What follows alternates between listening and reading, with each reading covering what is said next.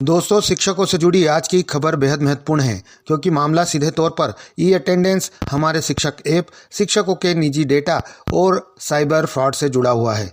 Madhya Pradesh high court की जबलपुर पीठ ने हमारे शिक्षक ऐप और ई अटेंडेंस के संबंध में एक महत्वपूर्ण आदेश पारित किया है और इस आदेश में कोर्ट ने जिस मुद्दे को गंभीर प्रकृति का माना है वह हर शिक्षक के लिए चिंता का विषय हो सकता है।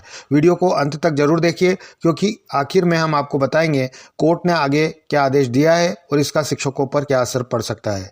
दोस्तों, मामला है WP नंबर 49-352 2025 का। याचिकाकर्ताओं ने हमारे शिक्षक ऐप, जो मोबाइल ऐप है, के माध्यम से ई अटेंडेंस और उससे जुड़ी व्यवस्थाओं को लेकर हाई कोर्ट का दरवाजा खटखटाया था। याचिका में कई मांगे रखी गई थी। हमारे शिक्षक ऐप से अनिवार्य उपस्थिति दर्ज कराने की व्यवस्था को चुनौती देना, वैकल्पिक तरीके से उपस्थिति दर्ज कराने की अनुमति देना और वेतन को उपस्थिति से जोड़ने के संबंध में राहत की मांग शामिल थी। लेकिन हाई कोर्ट के सामने इस सुनवाई में सबसे महत्वपूर्ण मुद्दा बन गया शिक्षकों के निजी डेटा की सुरक्षा और कथित डेटा लीक से जुड़े साइबर फ्रॉड का। याचिकाकर्ताओं की ओर से कोर्ट को बताया गया कि कुछ शिक्षकों को ऐसे फर्जी कॉल प्राप्त हुए जिसमें उनसे पासवर्ड, बैंक खाते और अन्य महत्वपूर्ण जानकारी साझा करने के लिए कहा गया। याचिकाकर्ताओं ने आशंका जताई कि ये कॉल शिक्षकों के उस डेटा के लीक होने से संबंधित हो सकते हैं जो ई अटेंडेंस के लिए हमारे शिक्षक ऐप में इस्तेमाल किया जा रहा है। ध्यान देने वाली बात यह है कि यह याचिकाकर्ताओं की ओर से व्यक्त की गई आशंका और शिकायत थी। कोर्ट ने अभी यह निष्कर्ष नहीं दिया कि साइबर फ्रॉड वास्तव में ऐप के डेटा लीक के कारण ही हुआ है, लेकिन कोर्ट ने इस पूरे मामले को गंभीर जरूर माना है। अब सवाल आता है कि सरकार ने कोर्ट में क्या जवाब दिया। राज्य सरकार की ओर से बताया गया कि एजुकेशन पोर्टल 3.0 का सुरक्षा ऑडिट किया जा चुका है। सरकार ने यह भी बताया कि सुरक्षा ऑडिट करने वाली कंपनी CERT इन से संबद्ध है और एजुकेशन पोर्टल 3.0 के संबंध में 28 अगस्त 2025 को वेब एप्लीकेशन सिक्योरिटी सर्टिफिकेट जारी किया गया था।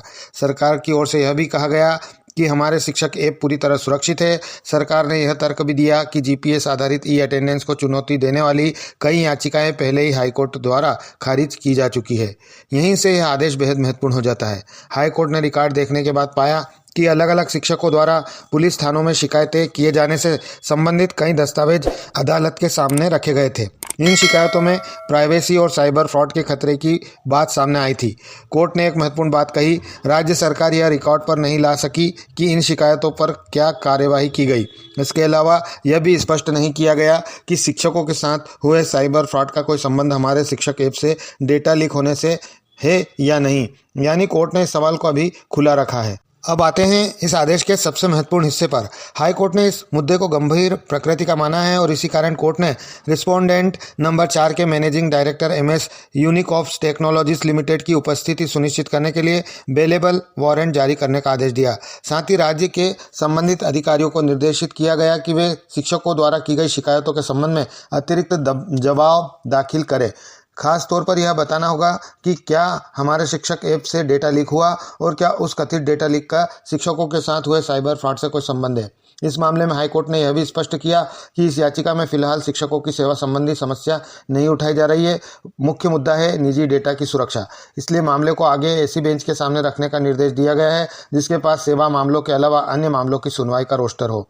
अब सबसे बड़ा सवाल, क्या हाईकोर्ट ने ये अटेंडेंस बंद करने का आदेश दे दिया है? तो इस आदेश को देखकर ऐसा कहना सही नहीं होगा क्योंकि आदेश में साफ तौर पर दर्ज है कि याचिका में की गई कुछ प्रारंभिक प्रार्थनाएं जिनमें ई अटेंडेंस व्यवस्था को चुनौती देने और वैकल्पिक व्यवस्था जैसी मांग थी, विचारित कर खारिज की जा चुकी है। वर्तमान चरण में कोर्ट का ध्यान मुख्य रूप से डेटा सुरक्षा और कथित साइबर फ्रॉड के संबंध की जांच पर है। इसलिए सोशल मीडिया पर यदि कोई यह दावा करे कि हाईकोर्ट ने ई अटेंडेंस पूरी तरह बंद कर दी है तो इस आदेश के आधार पर ऐसा दावा करना सही नहीं होगा। साथियों, इस आदेश का सबसे महत्वपूर्ण संदेश यह है कि शिक्षकों के निजी डेटा की सुरक्षा को लेकर उठाई गई शिकायत को हाईकोर्ट ने गंभीरता से लिया है। अब संबंधित पक्षों को कोर्ट के सामने स्पष्ट करना होगा कि शिकायतों पर क्या कार्यवाही हुई और कथित डेटा लीक तथा साइबर फ्रॉड के बीच कोई संबंध है या नहीं। लेकिन अभी यह कहना जल्दबाजी होगी कि कोर्ट ने डेटा लीक को प्रमाणित कर दिया है। जांच और आगे की सुनवाई के बाद स्थिति पूरी तरह स्पष्ट हो सकेगी।